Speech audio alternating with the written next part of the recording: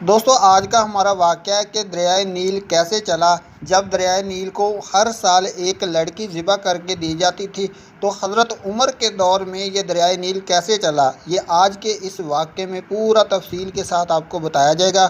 دوستو یہ اس وقت کی بات ہے جب حضرت عمر رضی اللہ تعالیٰ عنہ نے مصر کو فتح کر کے مصر پر بھی اسلام کا جھنڈا لہرایا اور حضرت عمرو بن عاص رضی اللہ تعالیٰ عنہ کو وہاں کا گورنر مقرر کیا۔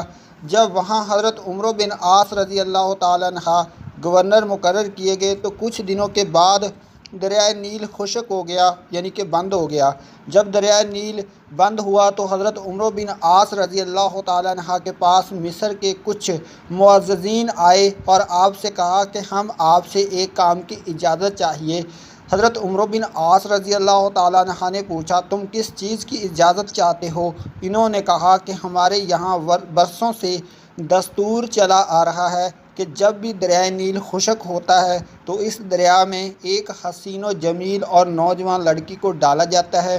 اس لڑکی کو دریا میں ڈالنے سے دریا دوبارہ چل پڑتا ہے، تو اب میں اس چیز کی اجازت دیں کہ ہم دوبارہ کسی لڑکی کو دریا میں ڈالیں۔ حضرت عمرو بن عاص رضی اللہ تعالیٰ عنہ نے یہ سن کر فرمایا میں تمہیں اس کام کی اجازت ہرگز نہیں دے سکتا، ہاں البتہ میں امیر المومنین حضرت عمر بن خطاب رضی اللہ تعالیٰ عنہ کو خط لکھ کر ساری صورتحال بتاؤں گا، پھر امیر المومنین جو فیصلہ کریں گے اس پر عمل کیا جائے گا۔ چنانچہ حضرت عمر رضی اللہ تعالیٰ عنہ کو خط لکھا گیا اور ساری صورتحال سے آگاہ کر دیا گیا۔ حضرت عمر رضی اللہ تعالیٰ عنہ نے جواب میں حضرت عمرو بن عاص رضی اللہ تعالیٰ عنہ کے پاس 2 خط بھیجے، ایک حضرت عمرو بن عاص کے نام اور دوسرا دریائے نیل کے نام۔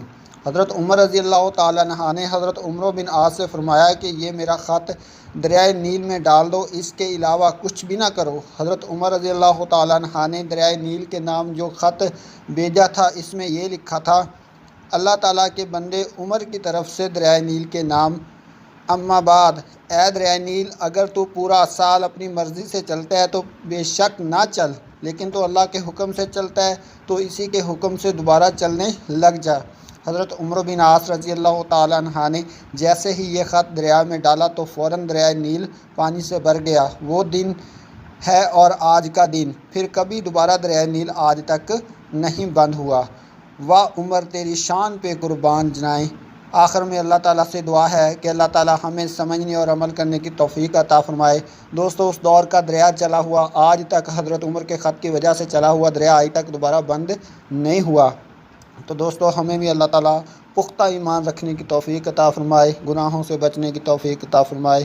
دوستو ویڈیو اچھی لگی ہے تو لائک کر دیں، چینل کو سبسکرائب کریں۔ اللہ حافظ۔